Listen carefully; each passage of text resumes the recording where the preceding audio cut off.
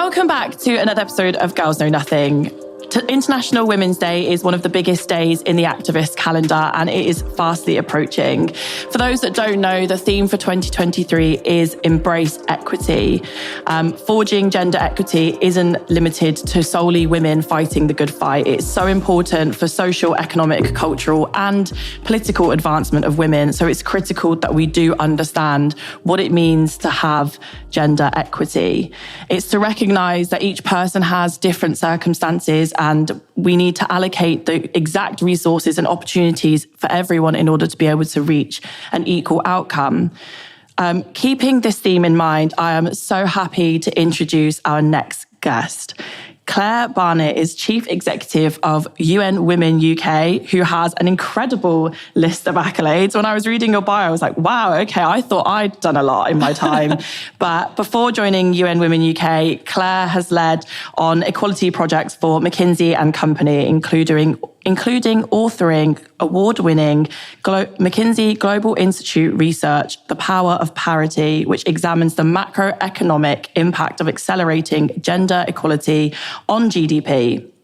Claire also chairs the board of youth-led anti-sexual harassment organisation Our Streets Now, and sits on the advisory board of Open UK, and serves as a strategic independent advisor for public sector organisations, and is part of the 2022-23 cohort of Women in Innovation Award winners. This is what I mean, it's such a long list of things. Claire was also named as one of Stylist's coronavirus heroes for her work in highlighting inequalities during the pandemic and building a community for marginalised people to find and support and have their voices heard. You're a judge at this year's Marie Claire Future Shapers Award and recognised as one of 2022's Women Who Will list for those changing the law in the UK for your leadership in gender equality. Welcome to the studio, Claire. Thank you so much. It's just a short introduction about me there. Yeah, I was like, wow, this must be really good for the ego. And you're like, yeah, I am so good. And it's great that other people will tell me that I'm amazing as well. Obviously, I will eventually move on to your role as Chief Executive in UN Women UK, but I did want to touch a little bit on your incredible list of accolades. It's quite clear that you've spent majority, if not all of your career or life very focused on gender equality. So, what kind of inspired you to pursue that field of study, first of all? Yeah, I feel like there's always this moment, isn't there, where those of us who are working in this field stop and think, how did I get here? It's something that I always remember kind of living and breathing. So I grew up in a house that I think was just quietly but really determinedly equal and pro-equality. So my parents were teachers. And I remember, we never talked about kind of politics or national affairs at home, but there was always just this underlying feeling of being aware of the impact of public sector cuts on services for the people who need them most. My dad had somehow come from an incredibly underprivileged background in Splot in Cardiff, and somehow turned out to be an enormous feminist through and through. And I think inherited that from his dad, and just came from a line of men who were deeply dedicated to equality, without having to study it or in an academic sense, but just having that really deep running understanding of what makes an equal partnership. So I think growing up with a male figure in the household who really deeply believed in that meant that when I started to enter environments where equality wasn't the norm, and to see that around me, I just wasn't afraid to ask, why is that the way that it is? I remember at my college, they were telling me that they'd never had a female student president before. Wow. And so I decided to run for it. And I remember people saying, well, no offense, but you're not going to get it. And I did, but, It must be like, the next question was, did you get it? Yeah. I mean, this would be a slightly different story, wouldn't it? I was like, unfortunately, they still haven't many years later. But yeah, I just think, kind of being surprised by seeing that inequality in front of you, and of course, that's a kind of mild example. But even I did a whole bunch of jobs, including tour guiding and working for various charities. And then when I went into my first kind of office job, they had ridiculously kindly, and also in the days of throwing money at things like this, which I don't think happens quite so much anymore, they were taking all the new joiners on a ski trip to say welcome to the company. And I'd never been skiing, but obviously I thought I'll absolutely take a free ski trip. And I remember they said, well, you're going to have to source your own ski gear, of course. And I said, well, I don't have any ski gear and I can't afford to rent it. So am I supposed to not come on the trip? They were like, well, yeah, I guess just borrow it. And I was like, it's really interesting that you're just assuming that to work in the city, people either can ski or have friends who have ski gear that they can borrow. And so I sort of said, well, I think you need to make it a policy that you lend the ski gear because you're shutting people like me out of these jobs. And so I think, just being used to kind of speaking up and asking about that. And then anytime there was an opportunity to start working in usually non-profit work or advisory to combat those inequalities, I just jumped at it. So, and I think, ended up finding my way to UN Women because what UN Women does is that structural change. And it really understands that gender inequality isn't a disease, that if we can get enough funding for a vaccine and then, increase vaccine uptake, we'll be able to eradicate it. It takes really hard work at so many levels of society to understand the issue, to get all of us taking action in our day-to-day lives, and then to create that change. And those big, difficult problems are the sorts of things that I'm really interested in. So I think that's kind of how I found my way here. It's really interesting that you to hear somebody who got their feminism views and feminist streak from a male member of their family, because I always hear people talk about it where they get it from their mum or they've witnessed their mum go through something or a female friend. So I think more power to your dad. That's great to hear that there's male role models out there that really do believe in full gender equality, because sometimes you hear the worst as opposed to the best. Yeah, and I think so much, we speak to men who really want to make sure that their daughters have great lives, but that manifests in protection, it manifests in I've got to wrap you up in cotton wool.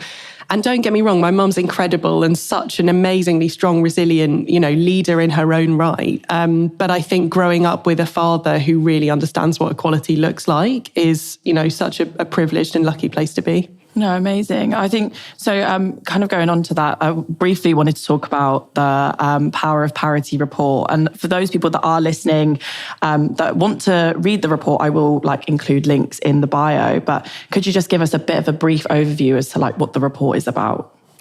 Yeah, of course. So what we really wanted to get at with that piece of work was, we know that business leaders understand that gender inequality, and this is going back a few years, and I think they understand it even more now, but, they understood that gender inequality was a moral imperative and that inequality generally was something they should be doing. But the problem with that is that they didn't tend to really focus on it during business hours. So it was, how can we get the most marginalized people to volunteer their time to tackle the problem, rather than really understanding that this is the best lever that they can pull to protect themselves against future risks, to weather the storms that are coming their way in terms of macroeconomic crashes, in terms of climate impact and how that might affect their business. They're talking about problems like huge skills gaps, a lack of staff that they can hire, decision-making that isn't keeping their company resilient, and gender equality in leadership and throughout the company achieves all of those that, really combats all of those challenges. So we wanted to get at the heart of that and produce something that really showed them quite how much they were missing out on.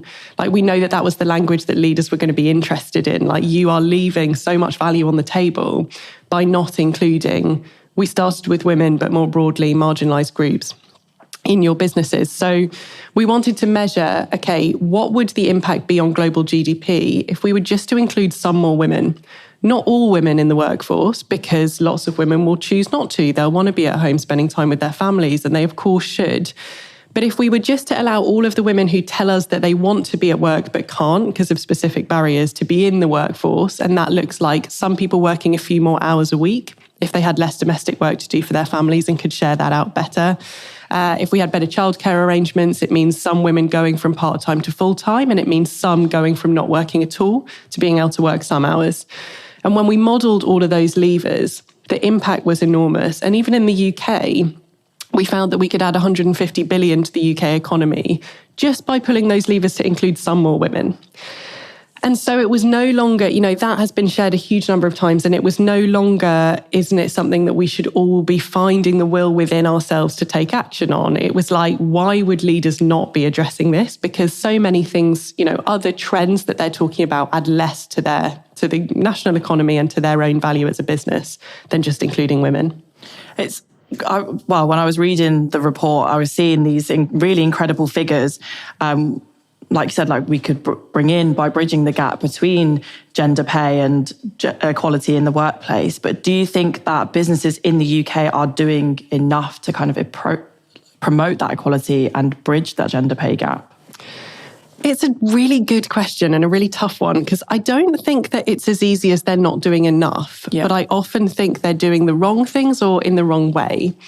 So we hear, particularly women of colour who have been flying the flag for equality and working every day, often voluntarily outside their day jobs, to improve things in their workplaces. And yes, that includes offices, but it also includes, working for a transport company or being out kind of fitting road signs. That's the company we've been working with recently. So in all sorts of those, walks of life, doing all of this extra unpaid work and not seeing the change that they want to see. And that is exhausting, and it's really making them think, what have I been working for? And I think there's a few issues there. So one is, I don't think many companies want to be the first mover on things. So as I'm sure we'll talk about, we do lots of work on preventing sexual harassment and creating safe public spaces and safe workplaces. And so many companies said to us several years ago, well, that's probably not a topic we're going to touch yet, but we'll see how the climate goes.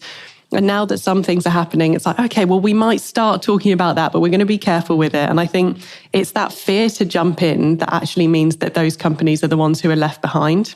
I think the second issue is that we invest a lot of money in things that we don't really know if they're making an impact. So International Women's Day is around the corner. Super exciting time of year because it really throws attention on gender inequality, and that's super important.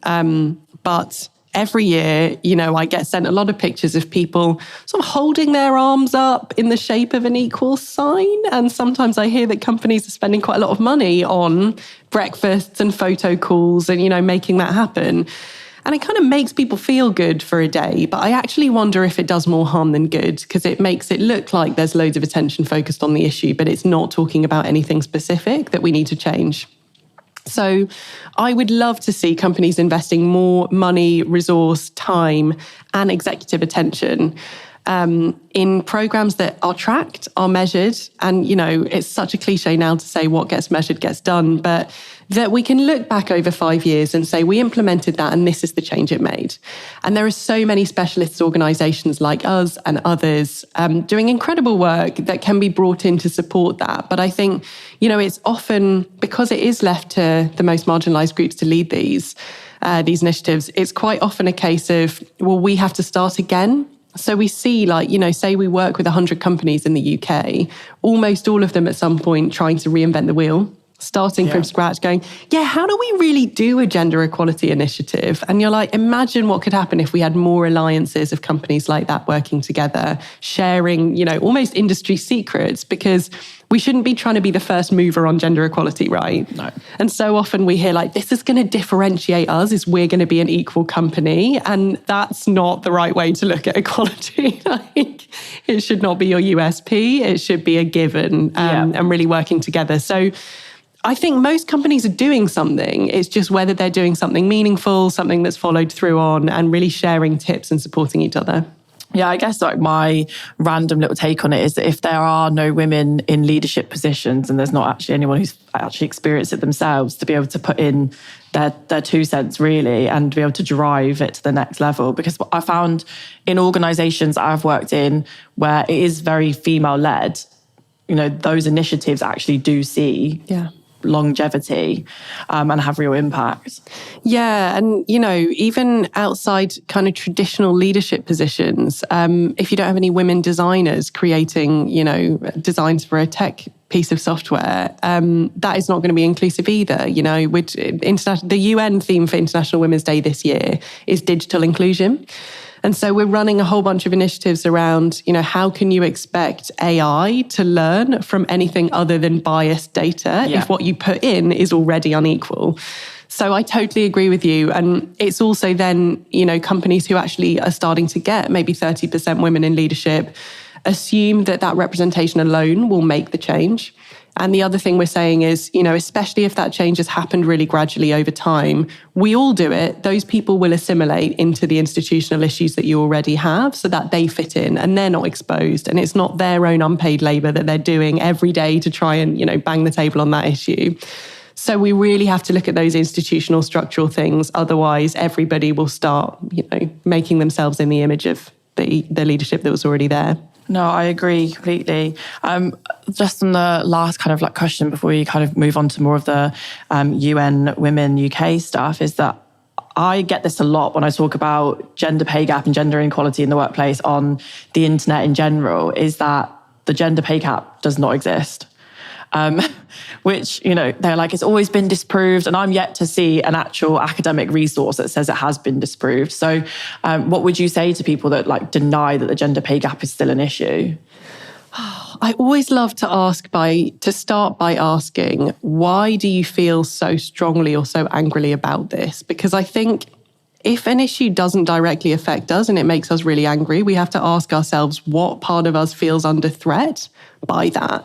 And I think that's really important as a first starting point is if you as a person think that the existence of the gender pay gap and people saying, I just want to be paid equally is a personal threat to you, is it because actually if you start ahead, then going back to equality feels like a loss and feels like oppression? And that is tough, if you're used to seeing 10 out of 10 leadership roles being promoted, having men promoted into those, and now it's 8 out of 10, you will have less of an opportunity to be promoted. But that doesn't mean that you're unequal, right? And so I think that's really important. But I think then kind of moving on to, does it exist? Does it not exist? Where we get caught up and sometimes a little bit confused is the difference between, are people doing the same number of hours in the same role being paid unequally? Or are people overall being paid unequally due to their characteristics? And that might be driven by other things. But when we start to lift the lid on, even if it is the case that actually the reasons that many women are being paid less is because there aren't so many of them in leadership roles, so they're more junior, they're not in roles that often have equity or shares in companies, they're often in non-commercial roles, they work fewer hours, they're less likely to be promoted or to stay for a long time and get those benefits and bonuses. We've got to ask ourselves, why is that the case? And often it's the case because women are coming back after childcare responsibilities and just finding that they can't slot back in. They're not getting the same progression as they used to have. The career that they built is just not there anymore because it hasn't been stewarded in the right way, or their clients or customers have been taken by other people during their leave. We're seeing women overlooked in promotion rounds for reasons that can't be explained, other than, well, we just had a feeling that he was just the right guy for the job. And you're like, yeah, if he looks like you're probably going to think he's the right guy for the job, right? But those are also issues of structural inequality. And so I think we're kind of missing the point a little bit when we get stuck in these endless conversations around, well, are you actually paying her less than you're paying him for exactly the same number of hours? Or is it actually that she just doesn't have as good a job and that's why she's being paid less? And you've still got to ask yourself, why is that happening, right? Yeah, I think it's one of those things that when you're trying to explain that to people that just only see one tiny section, which is the figure, they forget to understand that there are so many other aspects that are built into it, and gender pay gap literally isn't just how much you're paid at the end of the day. For those, I'd be very surprised if people don't know what UN Women and UN Women UK is.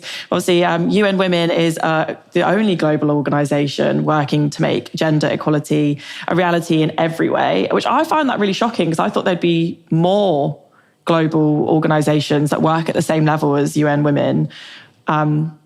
Yeah. So, I mean, look, there are tens of thousands of incredible organisations working at every layer of society. So grassroots campaigners, direct service delivery, doing research, doing advocacy with governments. I think what makes UN Women special is that because we exist at a level at which member states, as part of their membership to the UN, almost, they sign up to, they almost report to that agreed covenant that they make between them. So they say, in signing up to this, I'm saying that I have to stick to a higher level of standard that runs across these member states. And that hopefully, in theory, other parts of the UN will take action if I'm not sticking to that, right? So you can really hold those governments to account in a way that they have to sign up to that. Then we work at the kind of mid-level of society with organisations, institutions, local authorities, community groups, to work on that level of institutional change so that we're seeing that local level change happening. And then we support lots of organisations right at the grassroots. So around the world, we work with, provide funding to, provide other kinds of support to incredible, tiny local organisations who know their work best, doing amazing work that otherwise would never be able to access funding from the Icelandic government, for example. Or there'd be a huge amount of waste in the process because they'd all be trying to do their own thing and not have our colleagues on the ground, supporting them with, perhaps it's a program across Ukraine to make sure that women who otherwise had no access to period products after the crisis now have those, for example. So I think being able to attack the problem from all of those levels is what makes it really unusual, because we're not seeing individual level, we are helping individuals, but really the goal is shifting that and changing it over time across society. And I think that's what makes it really exciting. But I love that, and you're very kind to say I'd be surprised if no one knows, if anybody doesn't know what UN Women is. But actually loads of people don't know who we are. So we're kind of the baby of the UN system. Peer organisations like UNICEF and World Bank were set up in late 1940s, mid 1950s, early 1960s. Fast forward 50 years and UN Women was set up.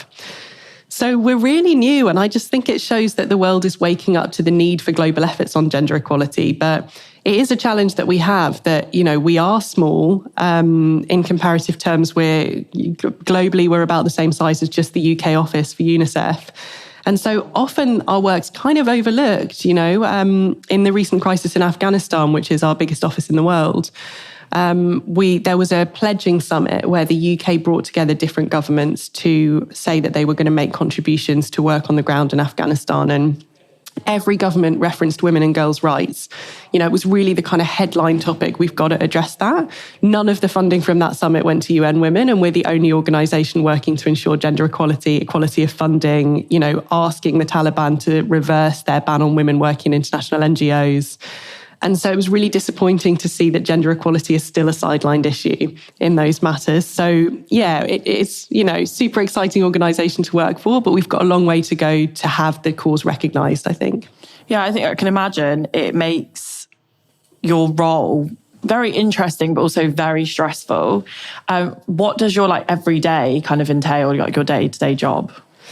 Such a good question. It's so varied and it is stressful, but I think I just also want to say I feel so lucky to be in a position like this. There are so many people who care so deeply about gender equality and are, they have so many other responsibilities. They're not given the opportunity to have their voice heard. So I do feel lucky every day to be doing it. But it's a real mix. So, some days I'll be, so at the moment I'm planning to take a delegation of 2,000 women and girls across the UK, and some men and boys as well, with a focus on marginalised backgrounds, to a 2-week virtual UN conference where there'll be official delegates. And we're really working on kind of throwing open the doors of those halls of power, training them to understand the processes, to, know the jargon so that they can get a foot in the door, and then to have their voices heard to global leadership. So that is, working with my team to plan how do we take applications, events that we're going to run to really bring them together and workshop to get their voices out and their vision together. I work with lots of our partners. So we co-host something called the Unstereotype Alliance in the UK, which is advertisers and brands who we convene to come together and eliminate harmful stereotypes from their advertising. So I do a lot of work with partners like that on either quite broad, let's have a look at your brand communications and see where the issues are and where we can improve, or quite specific, for example, we're going to be training black cab drivers across the UK with Addison Lee. So, wow. There's some really kind of varied work with brands like that. And then there's a lot of work on direct program delivery. So within Safe Spaces now, we do lots of work with music festivals. And so often I'm with the team on the ground there, running a tent where lots of young men come in and we do glitter beards and temporary tattoos, but also talk to them about issues of consent. So it is really varied. And then, of course, there's a lot of more kind of policy and reporting work that can be slightly less out in the community, stuff that I love, but is very important too. So unfortunately, A number of governments in this recession are turning away from supporting women and girls issues, as you well know. And the UK government in particular has really been reducing its support for specifically women's rights issues overseas. Unfortunately, it is disproportionately cut when international support is cut. So there'll also be work, in and around Parliament, speaking with MPs to help them understand the real need to bring that back. So it's a varied day. Definitely can be stressful. And I think for all of us working in this space, if you have lived experience of the issues in particular, it can be quite heavy work. And, I'm sure you find the same thing with your campaigning work. But I think, I've never had more hope for change than working in this job. I see people every day who are just the most incredible campaigners that give me real confidence and hope that things are changing. So, it brings me that as well. Some mornings you just wake up on the wrong side of the bed, or you have a really long day at work and there's still more to do. Maybe you've been feeling like you can't catch a break, and we never know what type of day we'll have. But Calm will help you handle every day. Calm helps you stress less, sleep more, and live a happier, healthier life. Their guided meditations, sleep stories, relaxing music tracks, and daily movement sessions are all designed to give you the tools to improve the way you feel. Over 100 million people around the world use Calm. Even if you've never meditated before, you'll get the support you need to reduce stress, improve your focus, and uplift your mood. The sleep stories help you drift off quickly to recharge your brain, and they're also great for getting kids to calm their minds at night. So rest assured that they're getting the sleep that they need. Go to calm.com/GKN for 40% off unlimited access to Calm's entire library. That's calm.com/GKN. So relax, Calm's got everything you need for a happier, healthier you. I guess it'd probably be very hard to, especially if it's a lot of women in the workplace, to find a woman who hasn't actually experienced something that you guys will be working on anyway. But I think when you've experienced it yourself and you find passion for what you do, then it probably does help you get through the day a little bit more. But I wanted to ask you briefly, I know everyone hates listening to COVID-19 stuff, and obviously we have trying to move on after the pandemic, but do you find that the effects of coronavirus have really impacted your job? Yeah, let's just say if we thought that there were issues with women's rights and access to services before, the pandemic hugely exacerbated that. So, my immediate job experience was from one day to the next. We had a lot of funding coming from corporate partnerships where they were creating change in their supply chains and in the communities where they, farm products, for example, that just disappeared overnight. And it was really disappointing to see because I think, you understand that when a company's under pressure, probably charity partnerships are going to be the first to go. But one of the stories that we've really been trying to tell going through the pandemic and out of it is that the best way to prepare yourself next time is to be working on equality. And there are so many reasons for that. But we saw women losing their jobs at much higher rates because they were in insecure contracts, much less likely to have that state protection. We found women shouldering the enormous caring burden and domestic work burden that, again, was an existing issue and it was already there structurally, but something like a crisis like this just hugely exacerbated that. So suddenly it was trying to juggle a full-time job with educating children at home. And, I think we all went into it trying to find some optimism, and you heard a lot of leaders saying, well, maybe this will lead to a real revolution in sharing caring responsibilities. And that's just not what we saw. So we did a lot of data collection across the world on what was the reality of that, and in the UK as well. And unfortunately, it just was that women were, in many cases in the UK, 25% of the women that we interviewed were doing all of their caring and domestic work for the household. So, it's huge. And of course, domestic abuse rates went up. And we always see this in a crisis. So whether it's COVID, whether it's a climate crisis, a natural disaster, whether it's conflict, sexual violence and exploitation rise, as well as domestic abuse. And so, it's putting pressure, particularly financial pressure, on communities. Unfortunately, we already have these underlying issues of gender-based violence. It goes up. So there was a huge amount of work to try and combat that and provide urgent and immediate protection to women and girls who are experiencing that and other marginalised genders and groups. And so I think the learning for us now is, we're so not out of the woods on this, but also let's use this as a case study for the world to say, wow, we were so unprepared. And, these things didn't come out of nowhere. They were issues that we knew we already had, and we hadn't addressed them as a public health issue.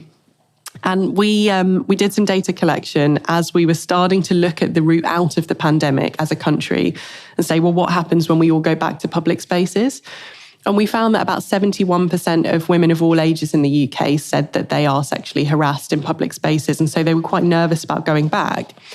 And around the same time, this is really sort of starting to come out of COVID. 71% of people in a Guardian survey said that they'd had COVID in the UK. Yeah. So we were like, actually, the scale of the issue, the same proportion of people in the UK have had COVID as proportion of women in the UK are being sexually harassed. It's kind of a comparable public health issue here.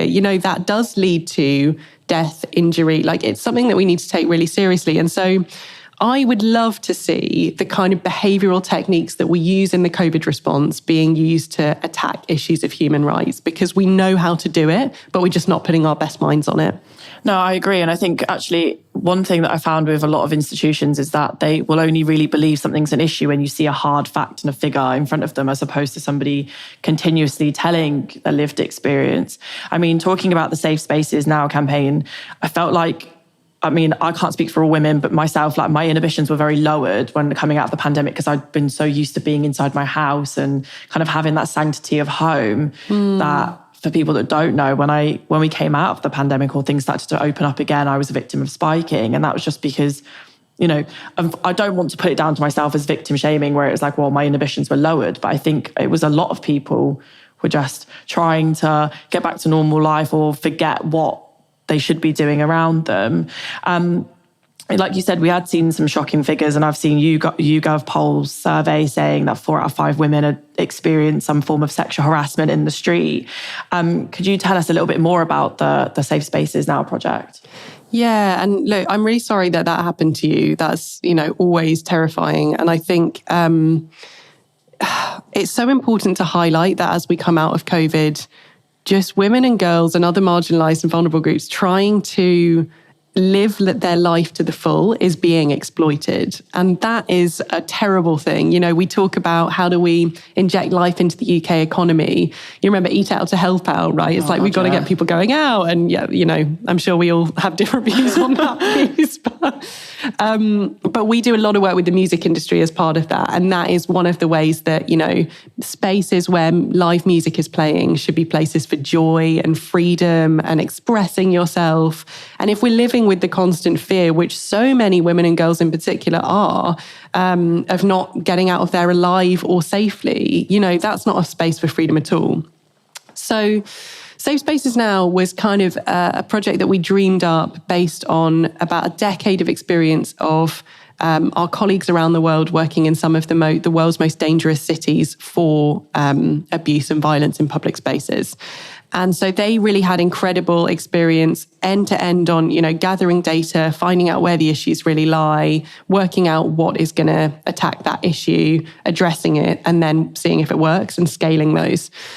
So we knew that we wanted to take action in the UK, but this is kind of hard to believe now because things have changed so much in the past few years. But in 2017, we did a big campaign called Draw a Line, where we brought together some incredible celebrities and politicians and leading voices and said, we're all here. We all have experiences of this in one way or another, and we're here to draw a line and put an end to gender-based violence.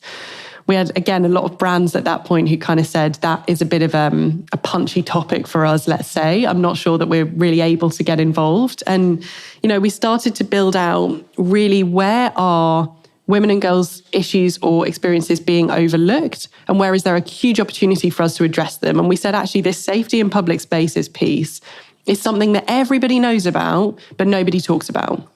So we would do events, even events where we're campaigning to end gender-based violence. And I remember one of our amazing male board members said to a young woman who was there, who, works in journalism, very kind of seemingly self-assured, super confident woman.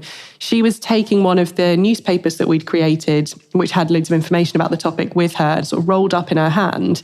And the man on our board said to her, what is that? You're just taking that home to read later. And she said, I'm rolling it up so that I've got something to use as a weapon on my walk home, because I'm just going to the outskirts of London. I don't know if I'm going to be safe. And he was shocked to hear this, and was kind of the first time that he'd heard somebody voice, like, I tend to carry, a fairly harmless, but some sort of something I could use as a weapon to protect myself. And we just really wanted to bring the issue out into the open and say, actually, we accept this as if it has to exist, and it doesn't. We've seen when we put the best of our efforts behind getting people to wear seatbelts in cars, or not smoke inside, or stand in queue, use one-way systems in COVID and wear masks. We know how to change behaviour on a public scale. We're just not doing it for this issue. So we put together the Safe Spaces Now campaign and spent a few years bringing together about 10,000 women and girls to start with across the UK in design thinking workshops where they really created. If I was to, we could do this in COVID in particular. If I was to go back to public spaces tomorrow, how would I want them to look? Like, let's start with the best possible scenario. How would they be safer, free and equal for all? And they created together over 150 different solutions for public spaces that we then did social media polling and worked with national leaders and honed those down to 12 top ideas and said, if we can implement those 12, we're going to make a huge difference in public spaces. And we released that research and a big report on that, showing that only 3% of 18 to 24-year-old women in the UK were not being sexually harassed. Very sadly, by chance, in the same week that Sarah Everard went missing. And I think we saw the national conversation turn from, this is just, we had a small piece on page 2 of The Guardian that we didn't really expect to go anywhere. And there was a huge shift from another tragic, scary incident to people taking to the streets saying, we're sick of this. No more, enough's enough, right? So we suddenly had a huge amount of interest in our work as that research came out, because people were looking for solutions, and not just to say I'm angry, but to say I want to see those solutions that people have created working in practice. So that was the kind of source the data phase. And we're now in phase 2, which is the solve phase, working on rolling those out with music festivals, transport authorities, local and national government, and seeing great adoption, great pickup, great interest. Also seeing a lot of money going into CCTV, increased policing, street lighting, things that we don't think we have sufficient evidence are attacking the root cause of the problem. Yeah. So I would love to see more organisations and leaders getting involved with us and saying, right, what can I do to actually prevent sexual harassment and change behaviour, which is what we really specialise in. We're seeing some amazing results already, but we've got to get quite creative with how we address that in public spaces. Yeah, I definitely think that even though it's not necessarily data-driven, but I do think taking a proactive approach to things is always better than thinking about the reactive or, what can we do afterwards? Because by the time you get to the after bit, it's usually too late, especially in unfortunate cases like Sarah Everard and many other women that have unfortunately followed as well. Even though it's 2 years on and we're still having... 2 years on from, is it 2 years on from Sarah Everard? Yeah, even though it's 2 years on since Sarah Everard's death, which is one of the most high-profile murders of women, unfortunately, in the UK. Why do you think it's still important that we keep having these conversations and still using her name to the forefront? Because unfortunately, you do get people that are like, well, it was 2 years ago. I know. And, there's so much to say that I know you spoke to the brilliant Laura about this as well. There's so much to say and that needs saying about the fact that we focused on a particular case. And, we've got to be super careful about using the name of victims or survivors of assault or violence, without necessarily knowing if that's what their family wants, and also without perhaps giving the same attention to more marginalised victims that is so often the case, right? So I think... there's a lot that needs to be recognised about that. But I think I love that. Well, two things. I think it's really great that more people are coming forward and reporting, even though the system is often stacked against them. And I think we've seen high-profile legal cases recently around domestic and intimate partner abuse, where, quite frankly, I think they hugely discourage survivors and victims to come forward because it can be a terrifying experience. And so I think that can only be a good thing. I think our institutions, though, need to realise that if they're going to address this issue, their reports will go up before they go down. Yeah. The point of this is that we're really encouraging people to come forward and air what's happened. And so we should expect a rise in reported cases. And that's not a bad thing. It's terrible that they're happening, but before they were happening and we were covering them up, frankly. So I think the rise in reported cases, particularly in policing recently, is really concerning, but something that we should expect to come from other institutions as well.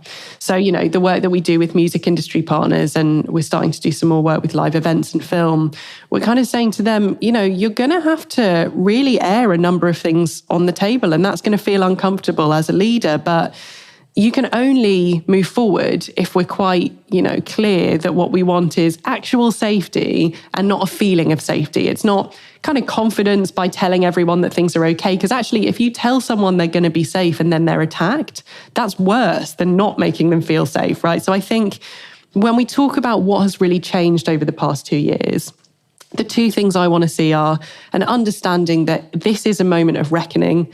Do you as a leader want to be that person, that company, that when your Me Too moment happens, which if it hasn't to your industry, it will, it's coming. Do you want to be the one who has absolutely nothing to say when people say, what have you done to prepare for this and to address it already? And then it's really investing in the right areas. So, I mentioned this already, but it's just, let's not put our money into things that make us feel better, but we're not really sure if they work. Let's address the root cause of the issue and change that behavior. Yeah, because I think that for me, like those images, like the PR stunts are kind of only very short term.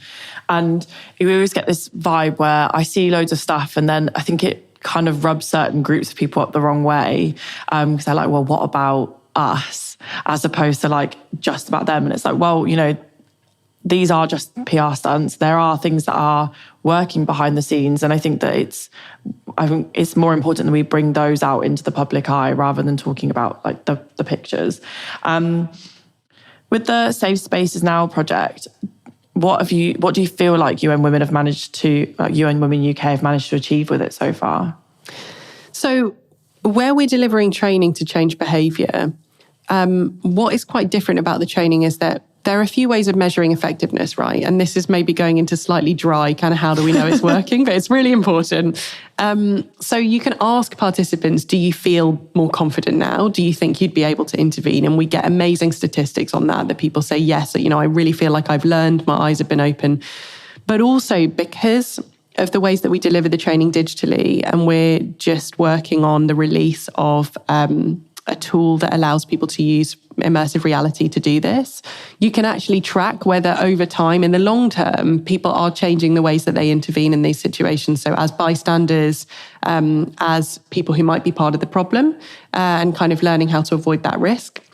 And then if it happens to you, do you have the tools at your fingertips to really get the support that you need? Not to protect yourself, which is a different piece that you just referred to. I think it's really important that we don't put the onus on, well, what else can women do, right? Because I think women are absolutely fine as they are. But yeah, so we're actually able to see that behaviour changing over time. And I think that's really important because it allows us to say, is this working? Is it not? Let's measure that. And so I think that's quite an exciting, tool that we need to use more of going forward. I think one thing that was really interesting that you said about earlier is about going into music festivals. And, we're seeing, policing ramp up and security ramp up in those areas, but I don't necessarily think it makes people feel safer. When you were saying you were talking to men in tents about consent, like making it all fancy with glittery beards and tattoos and things, do you find that like men are very receptive to these kinds of conversations? Do you think they're very open to being allies and having these sometimes uncomfortable conversations? Yeah, and I think it really goes beyond allyship as well. I know lots of people have started reading Bell Hooks recently and kind of really getting into, her views on men aren't the problem. They're part of a problem that is a system, and that actually, it disadvantages them too. And I think it's really good that we're starting to recognise how patriarchy as a system harms men and boys, whether that is pushing down emotions and an inability to access emotional support at a younger age, or stereotyping really affecting who you feel you have to be as a person, whether that's a lack of ability to access shared parental leave. There are so many ways in which patriarchy is harmful to men. Yeah. And I think it's really key that we understand that that is the same, the same solution for that is gender equality. It's not, what about this other issue?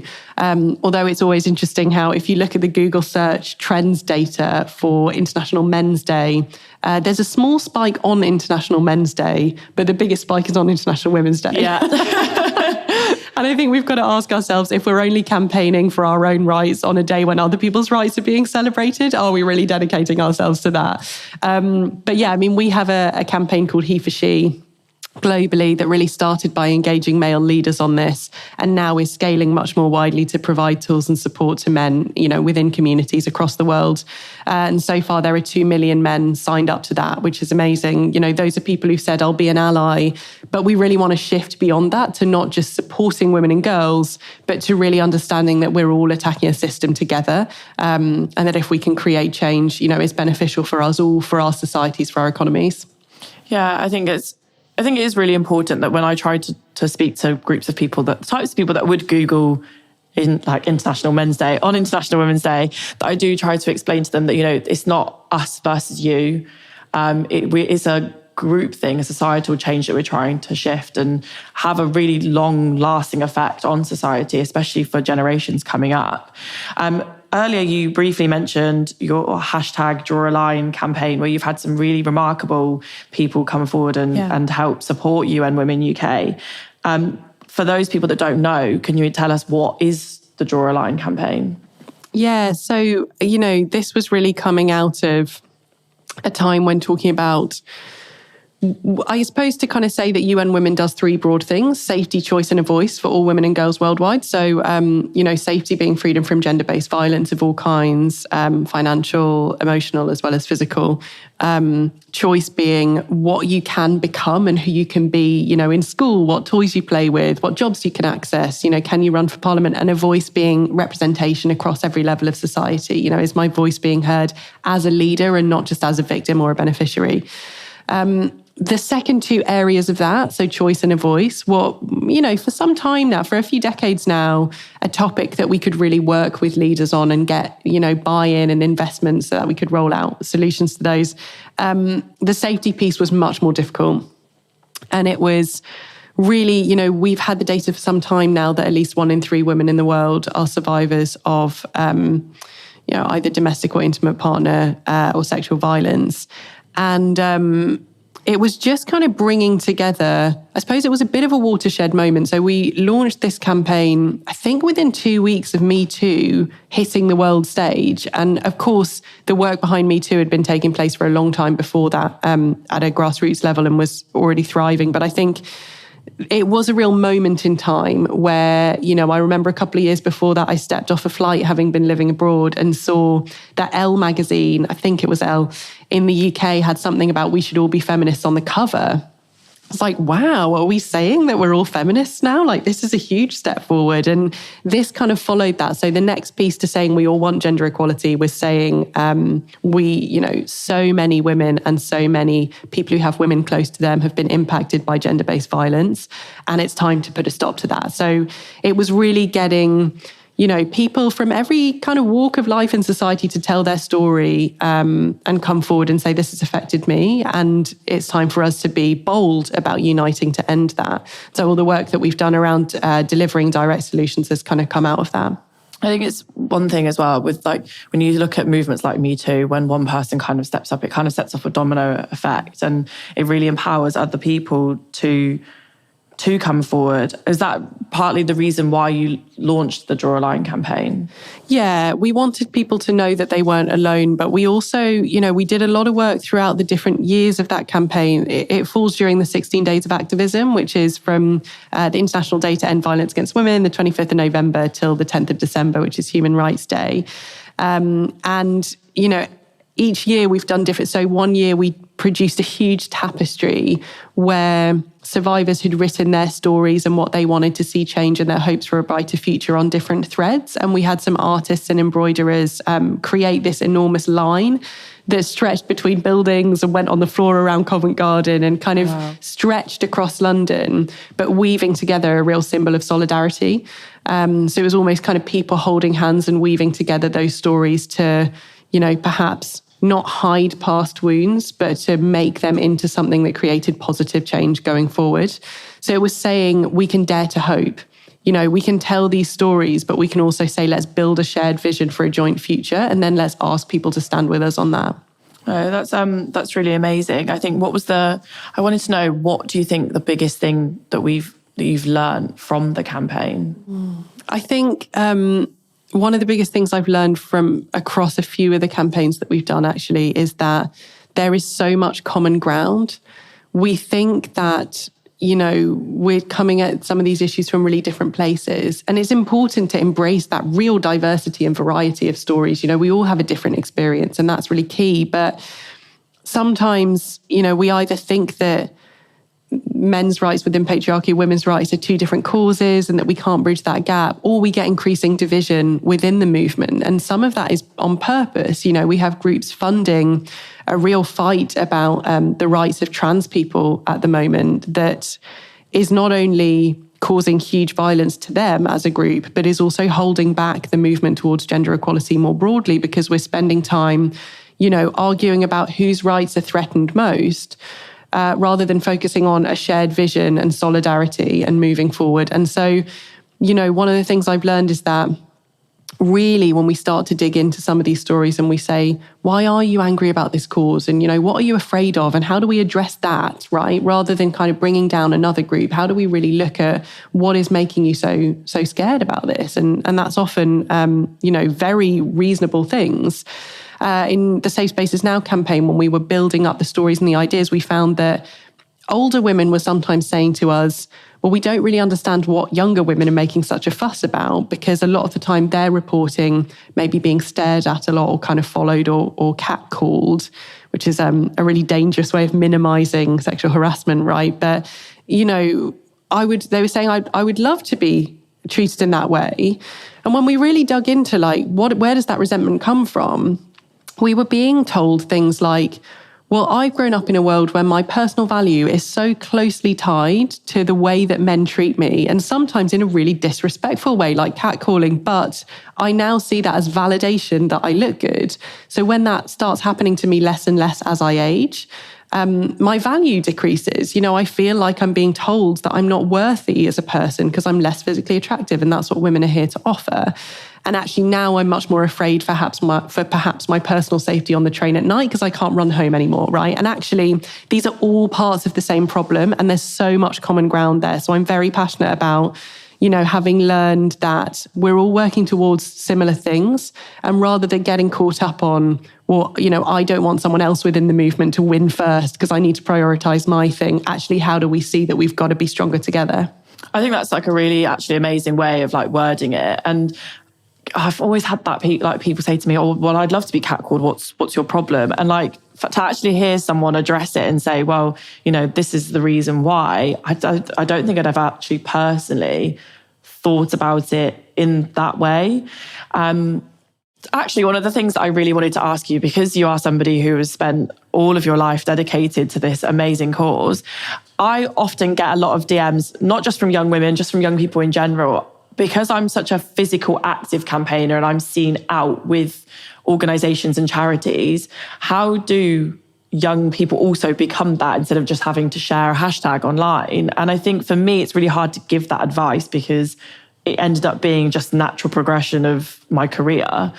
What advice would you give to those people who also want to become physical activists? Yeah, that's such a good question. Thank you. Because I think, so often it's really disempowering, particularly as a young woman, to think I really want to take action on this and I'm just not being given the opportunity. The best I can do is write my opinion on Instagram, know it'll disappear after 24 hours, not know if I'm affecting anything. So we've built our community with a real participation model that is about moving people from their only opportunity to support being passive sharing, like sharing a social media post, sending on an email, attending an event and sitting in front of a panel, but, not having the opportunity to speak, to how can we really move them up so that they're actually leading this movement. So my colleagues Tonte and Tab are building this incredible community that is just growing and growing across the UK. We started with, we used to have a delegation to major UN events of about 7 spots, and you had to be in person. So it was really difficult for us to open that up. And in 2021, I think perhaps slightly foolishly, the people who provided the tech support for that said, well, it's going to be virtual, so you can have an unlimited delegation. So that was a dangerous figure. I know. So most organizations took like 20, 30 people. I was like, we're going to take 1,000 in year 1, and we're just going to fill that delegation of people who have never been given the opportunity to, have their doors heard in Parliament, at the UN, like beyond. Because the UN is there to share the voices, document the voices of the people, and then tell governments that they have to create change in line with that, right? And so even as one small sub-entity of that, that's got to be what our mandate is really kind of sharing people's voices and creating change. So we have the Commission on the Status of Women coming up, which is 2 weeks where, now that everyone knows about COP26 after it was in the UK, it's kind of that, but for gender equality. So it's like 600 events sometimes over the course of 2 weeks where you can talk about every aspect of gender equality, build visions for change, meet people from all over the world doing the same campaigning, and really importantly, have your voices heard with leadership. So we're currently taking applications to join our delegation for that. And we would just love people from all walks of life who care about gender equality to apply, to take part, to get involved, and hopefully to start a lifelong journey of being part of a really supportive equality movement. No, don't worry. And then also actually in the bio for the description for this episode, I'll make sure that link's included as well. So if anybody is listening that actually wants to apply and thinks that this is something that they would love to get involved in, then it's available to them. Because, I think it's really hard to physically find a way to get yourself in there, especially if you are from one of those marginalised communities or you don't have someone in your life who's already done it before you. Yeah, and I should say, we always have spots for people to apply who don't have their own access to internet, to Wi-Fi, to laptops. So if you are managing to listen to this episode and you're not sure how you're going to join, or, just get in touch, because we have ways of working that out. And I think you're right. It's so many amazing campaigners, and you've talked about this as well, really changing structures and changing policies. So many amazing campaigners are talking about the importance of going from individual level, becoming a famous voice on this, to actually how do we create change for everyone? And I think that's what this is all about. It's so much better to stand shoulder to shoulder with amazing people fighting for the same cause than to feel like you're kind of, getting on the cover of a magazine and then that's where it ends, right? So I think it brings a real sense of achievement. No, definitely. And I think actually one thing that I love about what I do now is that I do feel more achievement getting something like this out into the world than some of the other things that other people have gone on to do. Yeah, I think if you think about gender inequality is something that has so many faces. And I think if you think about the need to spread or share an understanding of the real subtle ways in which those stereotypes hold people back and affect people, even what you did raising some of those issues on a program like Love Island that reaches so many people is an amazing conversation starter, right? So I think, if all of those people who hear that and think, well, yeah, I've wanted to speak up about it since I saw, Sharon talking about that, would love them to get involved. Yeah, no, definitely. And it's not am I not only just making the name Sharon cool, which I did hear from some people commenting on the show. But no, I think it actually did change how their perspective on certain aspects of television, which was really remarkable to hear. So I guess I always ask my guests similar final questions, mostly focusing on gender inequalities. So my question to you would be, what would you say to people that deny gender equity or equality being an issue? So I think we need to do more to create spaces for grey areas to be talked about, because if we start to inhabit a world where we're increasingly independent and isolated and everyone's afraid of saying the wrong thing, they feel like they can't talk about it, that's got to be downhill. So I would say for the people who are just wondering, I'm just saying, it feels a bit unfair that my workplace is focusing on women's rights when I feel really marginalised in these ways or really, overlooked. I think we've got to create spaces to air that. in a really healthy way. And so I would love to say to those people, well, what's your vision for an equal world? What are you afraid of? What do you want to achieve? Where do you feel held back? And then let's commit to working on that, right? Because inevitably it will be part and parcel of the same issue. And so again, I think it's finding that common ground. Instead of focusing on division within some of these things, it's saying, well, let's do it together. You should not feel afraid of the future and how a group like you is going to be treated. So let's talk about how we can make sure that the future is more equal for everyone and that we don't leave anyone behind. No, that's really amazing. And I think actually when you say that a lot of the issues are part and parcel of the same problem, it's really important to be able to kind of understand that. I keep saying it again and again in this episode, it's not a us versus them, it's a societal thing. And I think when we realise that we all have the same power and ability to be able to do some change, even if it's on a smaller level, it does have a domino effect onto a massive, bigger thing. And I'm so grateful for the work that UN Women UK do and UN Women as a global organisation. And I just want to say a massive thank you for coming on and talking to me about all of these amazing campaigns you've been doing and being able to share the campaign work. You can reach out to younger people as well. Oh, well, thank you so much for the work that you're doing. The more people are aware of this, the more people through work that you and others are doing have the opportunity to have their voice heard, the better. And thank you so much for having me. It's been lovely to talk to you. Thank you.